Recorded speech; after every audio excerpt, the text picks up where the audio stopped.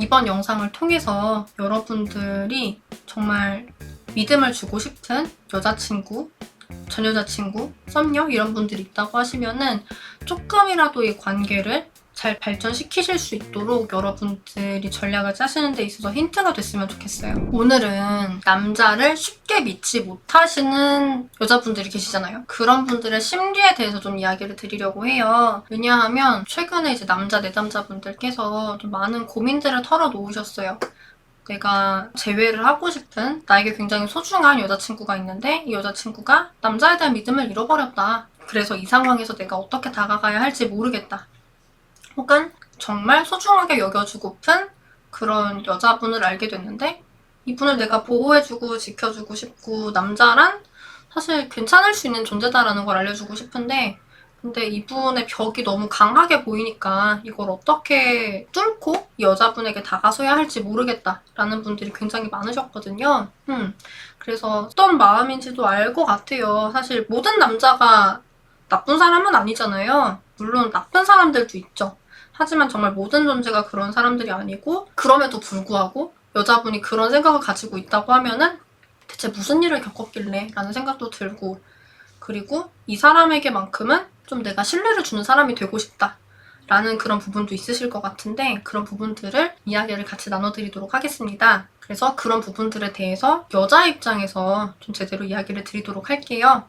그래서 저는 정말 제 여자친구에게, 제 썸녀에게 저는 믿을 수 있는 사람이라는 걸 알려주고 싶습니다 라고 하시는 분들은 영상을 끝까지 보셔야겠죠? 자, 남자를 쉽게 믿지 못하는 여자 이런 분들은 어떤 분들일까요? 내 여자친구, 내 썸녀 이런 분들이 이런 특성에 해당하는지 한번 살펴볼까요? 우선은 좀 이런 분들이 계실 거예요. 기본적으로 이런 분들은 주변에 남사친도 별로 없어요. 남자를 믿지 못하기 때문에 친구로도 사귀지 않는 거죠. 있다고 할지라도 되게 적을 거예요. 보통 대부분 본인이 교류를 하는 그런 사람들은 보통 여자분일 거고 그리고 또 하나 또 남자분들을 많이 경계하는 여자분들의 특징 중에 하나가 여자한테랑 남자한테랑 하는 행동이 좀 많이 달라요. 이게 어떻게 다른 거냐라고 질문을 하시던데 여자분들에겐 좀 더 친절해요. 그리고 남자분들에게는 그 친절함을 많이 거두어들인 그런 담백한 소통을 하시더라고요. 예를 들어서 이모티콘 같은 경우도 여자한테는 보냈는데 남자에게 안 보낸다든지 또 같은 이야기를 할 때 여자한테는 웃어주는데 남자한테는 안 웃어준다든지 좀 그런 행동을 하시거든요. 이게 물론 여지를 안 주기 위한 행동일 수도 있는데 여지를 그저 안 주는 거라고 하면 내가 좋아하는 사람한테는 내가 호감을 가진 사람한테는 웃고 이모티콘을 보내고 할 수 있어야 되는 거잖아요. 그런데 사실은 그런 호감 가는 사람조차 없는 거죠, 이분들한테는.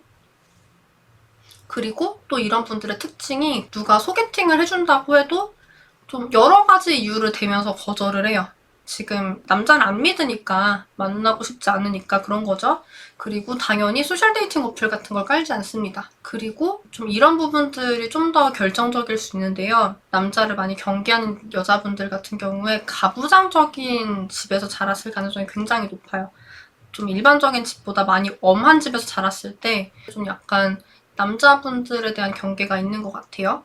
그리고 또 하나는 보통 이런 부분들이 같이 맞물려 들어가는데 여자분의 아버님이 어머님에게 좋은 남편이 아니었을 가능성이 굉장히 높아요. 그렇기 때문에 우리 아빠도 그런데 다른 남자라고 오죽하겠냐 라는 생각을 하는 거죠. 그렇게 본인의 아버지에 대한 인상을 모든 남자들에게 확대를 시켜가지고 일반화를 하고 있을 가능성이 굉장히 높아요. 그리고 한편으로는 좀 어린 시절에 안 좋은 경험을 했을 가능성도 굉장히 높죠. 보통 많이 추측하는 부분이긴 할 텐데 좀 성희롱을 당했다든지 좀 이런 부분에 대한 좀 트라우마적인 경험을 했을 수가 있고 그래서 남자란 여자를 존중해주고 여자와 함께 같이 걸어갈 수 있는 사람이 아니라 여자를 피해자로 만드는 사람이다 라고 인식을 하고 있을 가능성이 있어요.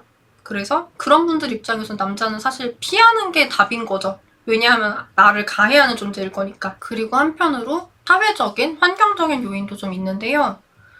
요즘 특히나 데이트 폭력 혹은 남녀 차별, 남자들의 공격성 이런 것들에 대해서 이슈를 시키는 기사나 이런 게 되게 많아요. 그러다 보니까 여자분들이 그런 걸 보면서 영향을 받을 수도 있을 것 같아요.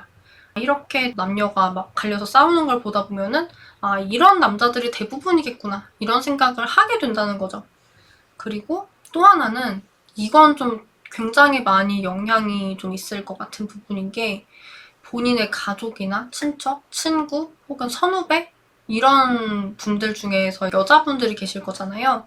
근데 그분들이 결혼을 추천하지 않을 때 예를 들어서 여자가 능력 있으면 혼자 살아도 된다 라는 말을 한다든지 좀 그런 이야기들을 하는 거에 굉장히 많이 영향을 받는 것 같아요. 같은 여자 입장에서 결혼을 추천하지 않는 그런 이야기들을 들을 때 그래서 그런 집단에 많이 속해 있을 때 좀 남자를 많이 경계를 하게 되는 것 같아요. 왜냐하면은 들은 얘기가 많으니까 혹시나 그 이야기들의 주인공이 내가 될까봐 라는 게 있는 거죠.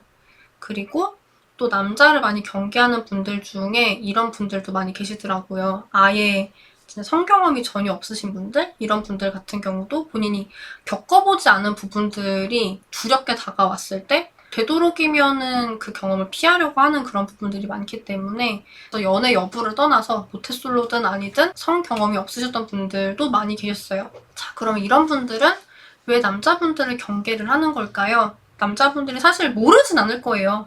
알기는 알 텐데 왜 이렇게까지 경계를 하는 걸까라는 부분에 대해서는 좀 이해를 못 하시는 경우가 많은 것 같아요.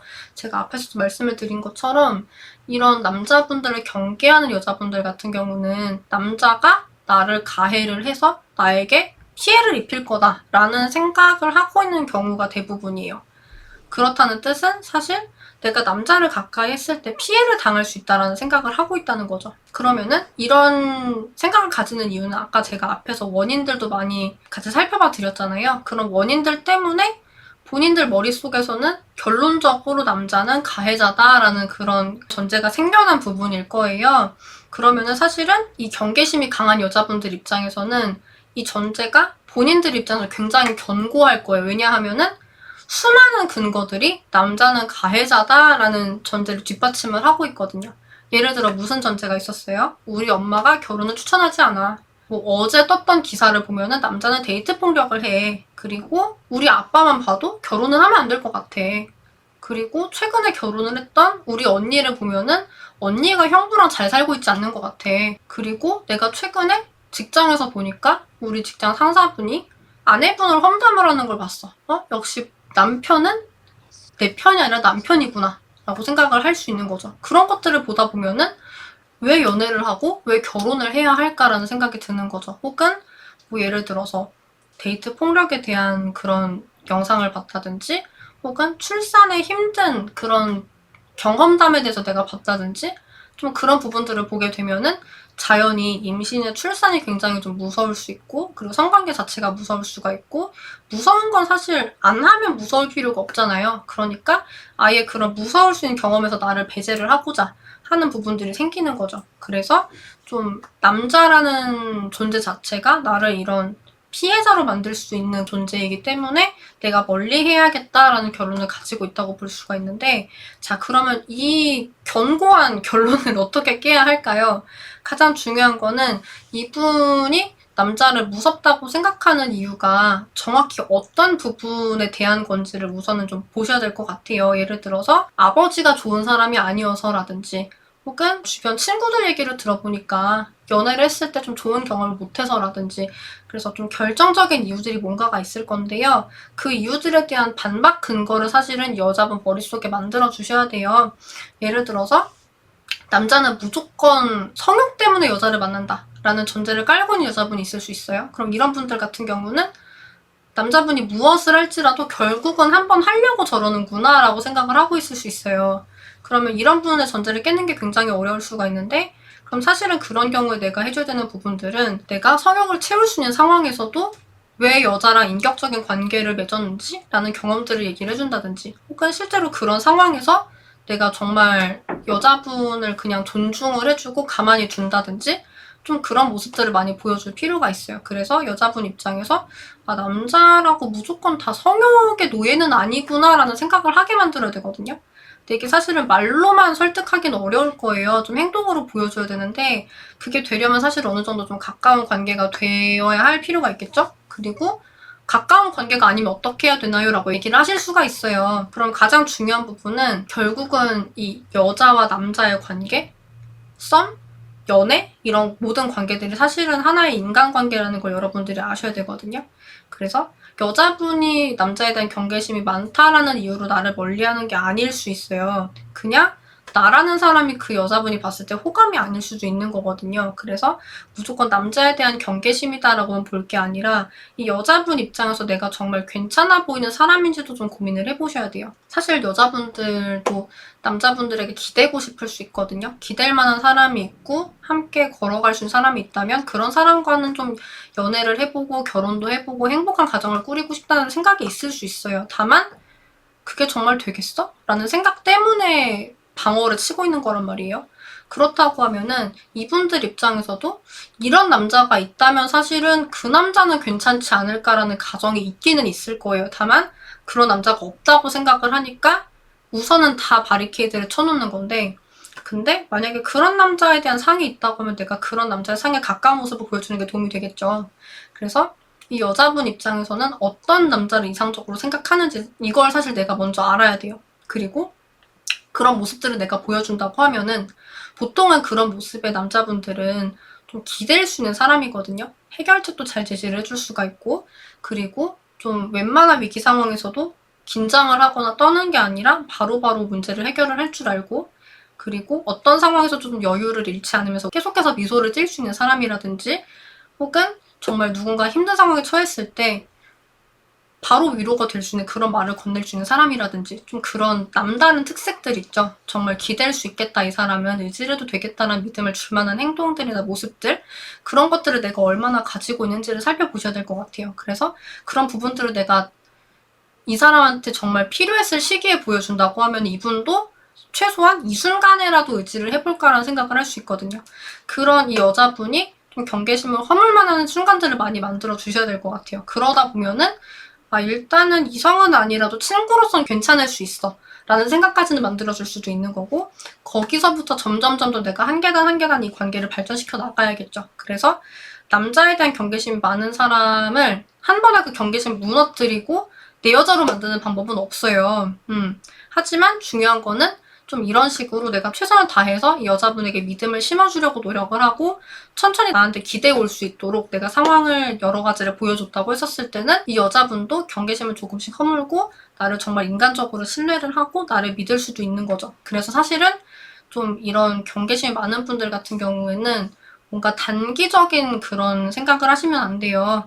그만큼 트라우마와 상처가 깊으신 분들이기 때문에 내가 정말 정성을 다해서 치유를 해줄 수 있는 그런 모습들을 정말 인내심을 가지고 보여줘야겠다는 생각을 하실 수 있어야 돼요. 그렇게 해가지고 정말 좀 그런 정성들을 보여줄 수 있다고 하시면은 이 여자분도 마음이 열릴 수도 있을 거예요. 그래서 이런 분들하고 재회를 하고 싶고 연애를 하고 싶다라고 하시는 분들은 이분이 너무 철벽을 쳐가지고 여러분들이 힘들고 마음이 상처가 될 수도 있겠지만 얼마나 무서우면 저럴까? 얼마나 사람을 못 믿을 만한 그런 경험을 했던 걸까? 라는 쪽으로 생각을 해주시면 좋을 것 같아요. 이분들이 그렇게 철벽을 치는 이유도 결국은 더 아프기 싫어서인 건데, 그럼 내가 아프지 않을 수 있는 방법이 사실은 네가 나를 만나는 거야 라는 부분들을 알려주셔야 되는 거잖아요.